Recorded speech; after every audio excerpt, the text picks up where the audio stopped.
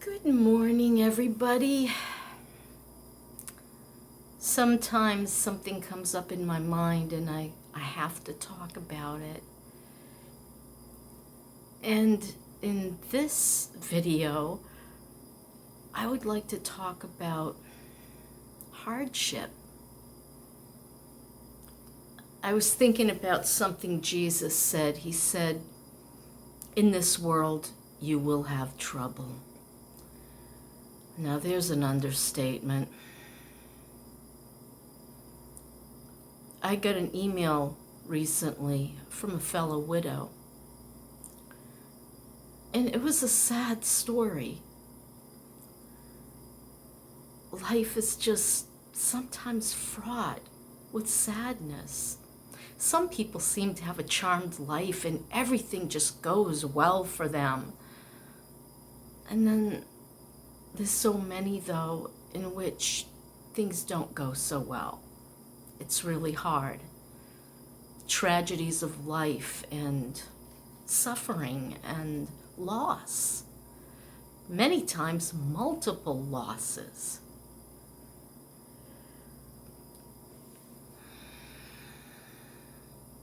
I think what I'm thinking is never give up. And sometimes I use examples from my own life.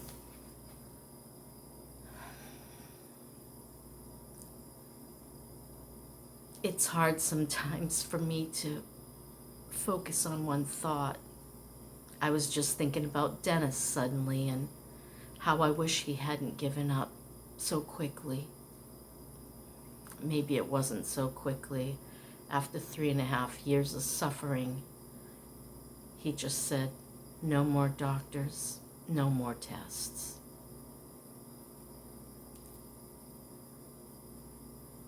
But I never gave up. I'd sneak drops of homeopathy tincture in his water. I pray and hope. I even used the rosary beads, and I'm not sure why. I'm not a Catholic. But I wanted to be close to another woman and her losses, and I thought of Jesus' Mother Mary. What a thing to lose a child to such violence. And yet, it had to be. And I'm sure she understood why after the fact. Sometimes I think about my van as an example about never giving up. So, over a week ago, I go to start my van up, like I always do every day, and I knew something wasn't right, and the last mechanic was like, it's all in your head. Well, it wasn't all in my head because the darn thing, but it wouldn't spark. And I'm like, what now? I'm thinking fuel line. I'm thinking, please don't let it be the transmission or the engine, but I knew it couldn't be either. That didn't seem to be the problem. And I worried about that shake that was in it. And I refuse to give up on the van. I refuse. The last mechanic said, "Sell that thing while you can. It's too expensive to keep fixing. Parts are too expensive." I said, "You don't understand. I have got half of my money wrapped up in that van. If I go now with what I have left and go buy something else, I don't know what I'm getting there either. The vehicles out there for $5,000 have over 200,000 miles on them. This vehicle only has about 100,000 on a replaced engine, possibly a little less from what I was told." Sorry, cup right in front of my face. Very rude, but So I'm thinking to myself, okay, let's say I find a vehicle for $5,000. What if I have to put another $5,000 into it? Then I'm broke. I don't want to do that. And so I kept fixing it. And then I've had so many situations with mechanics, and I never fail to have faith in humans, in people, in mankind. I know out there somewhere, there's someone that God's going to place in my life, and they're going to help me. I never ask for anything for free. God says a worker is worth its wages, woman, man, whatever. So after my last mechanic, who was, I thought, a pretty decent mechanic and a good price, failed me. I've been begging him since over a week ago. My van won't start. When can you come look at it? I'll let you know. Days passed. Hey, do you have a scheduled date? Let me look at my schedule. 3 days after that, I'm still waiting. Can you come on Wednesday? And then he messages me and says he can't come on Wednesday. And then I messaged him back and I said, if I can't depend on you, you need to tell me now. I've been asking for over a week, and you won't even give me a day and time that you can keep. And he never answered me back. And that's when I had to take things into my own hands. And I prayed. The first thing I did is I prayed. I said, God, you have my back. I need a mechanic. I need my van. I have a doctor's appointment on Tuesday, and it's a very important one. I need to go. Help me. And then I put an ad in my local Facebook page. Explain the situation. I'm a widow without a lot of money left. I have a van that I have way too much money into.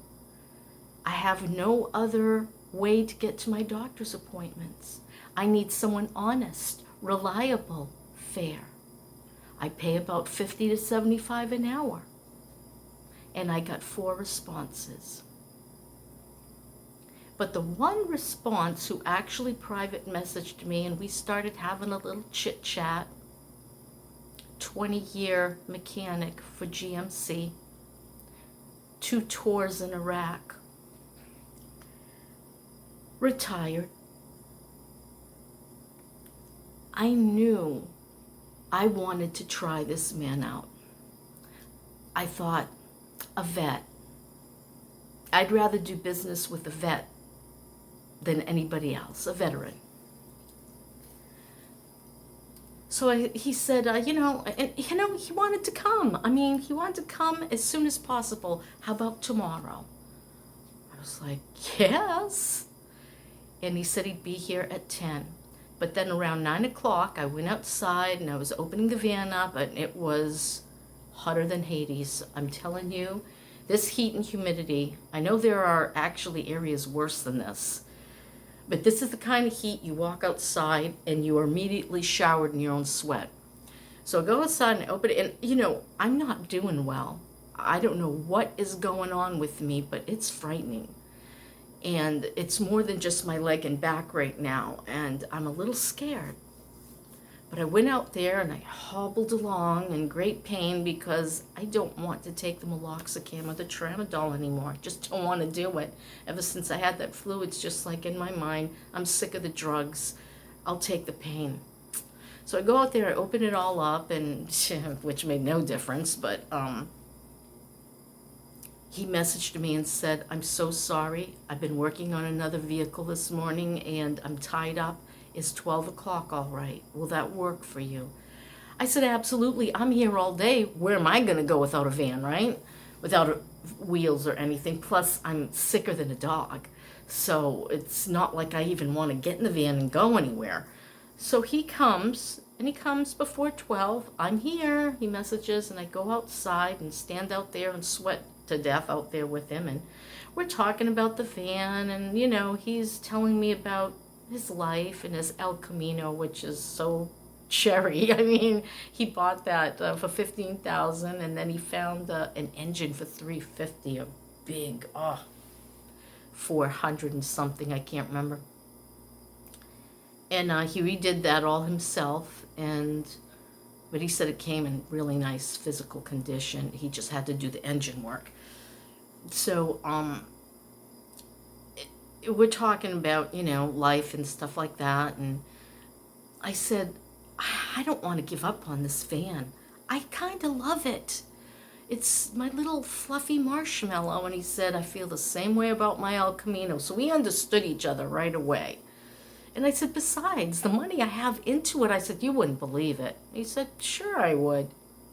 And so he takes the doghouse off of the interior, and he unplugs a couple things there. He unplugs one post of the battery and messes around down in, and he said, now we're just gonna wait for a little while. All right. He says, I think what happened is after he put the compressor in, he did not reset the computer. Wow, okay. And so he was able to get it started right away, right afterwards, and I was incredulous, such an easy fix. And he charged me $60 because his El Camino takes a lot of gas, and he was coming from a little bit of a distance, and I didn't mind. I was like, amen, here's your 60. And he said, has anybody mentioned the tensioner and belt? And I'm like, no, but I knew something was up with the belt because I can hear it screeching.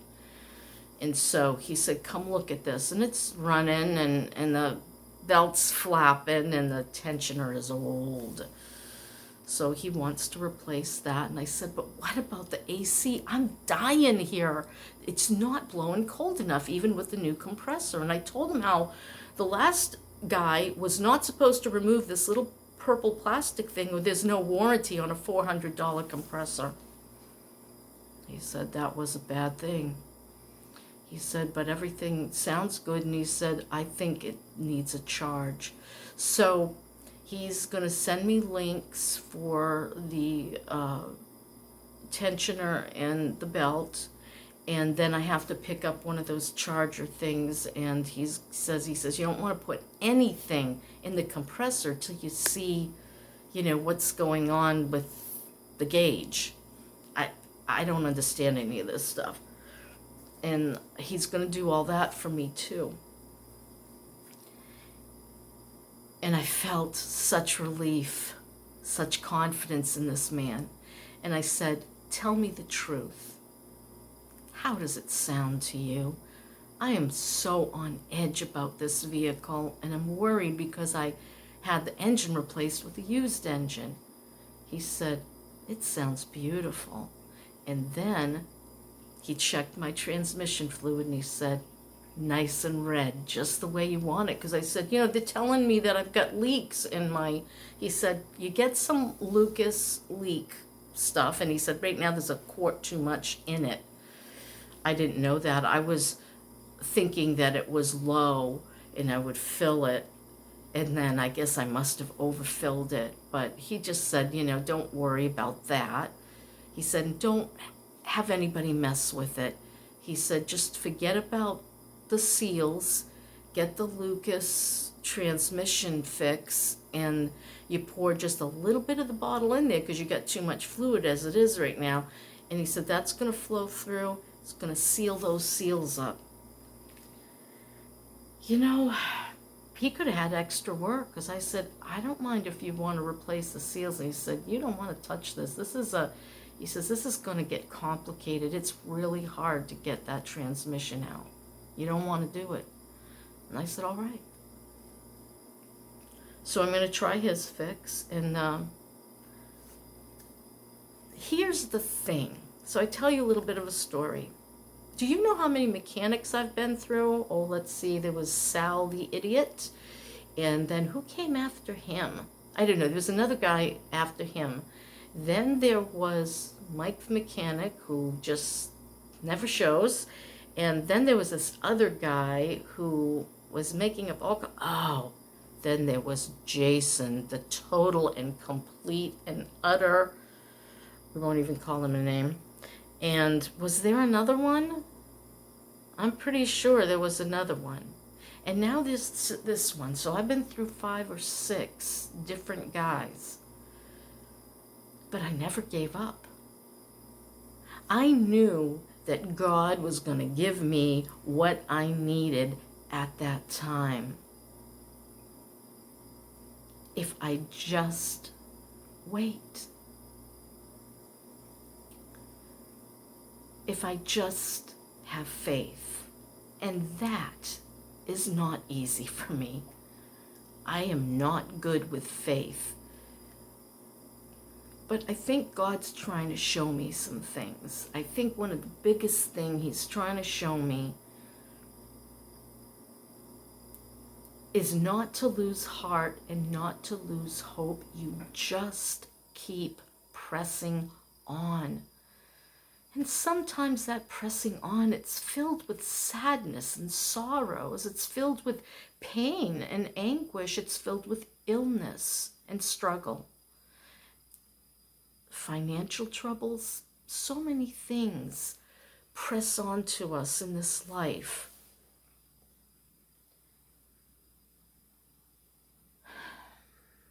But you just can't give up.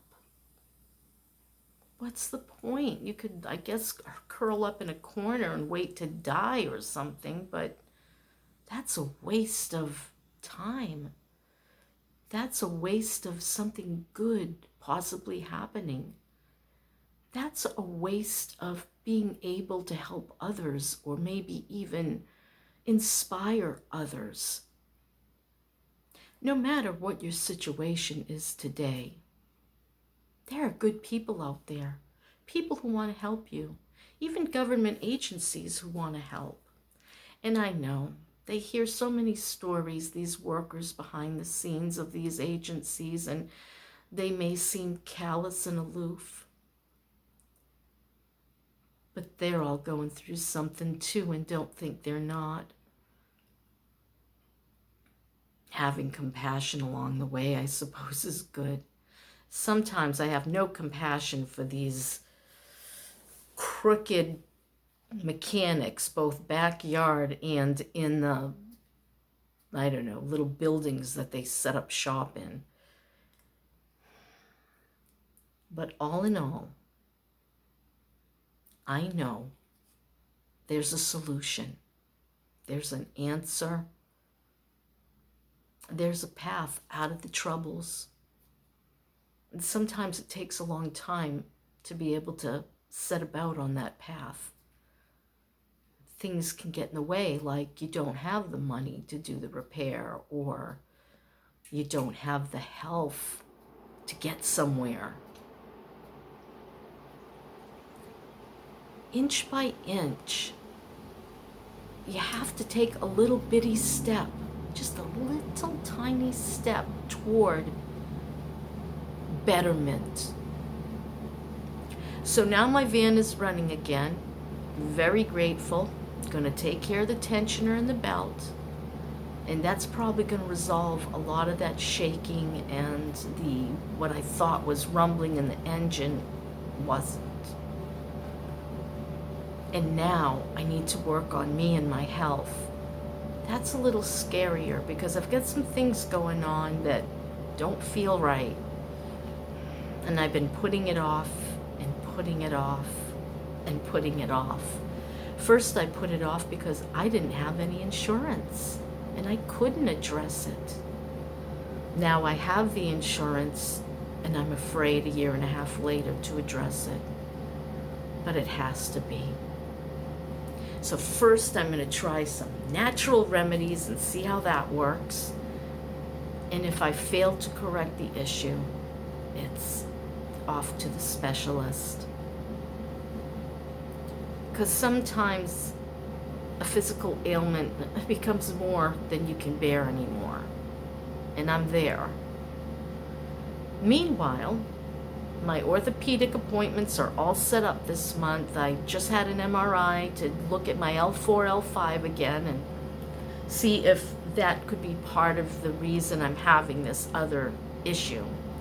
And then further down the end of the month, I get to see the hip specialist for, this will be my second hip specialist, because the other one didn't want my Medicaid that I had at that time. And now I have Medicare, but I'm going back to the old orthopedic doctor who told me I was too fat and needed to lose weight. So I'm seeing a PA, which is a physician's assistant, and I think they're better, honestly, because they're not as callous as a surgeon who's like seen it all and he just like move her to the side next.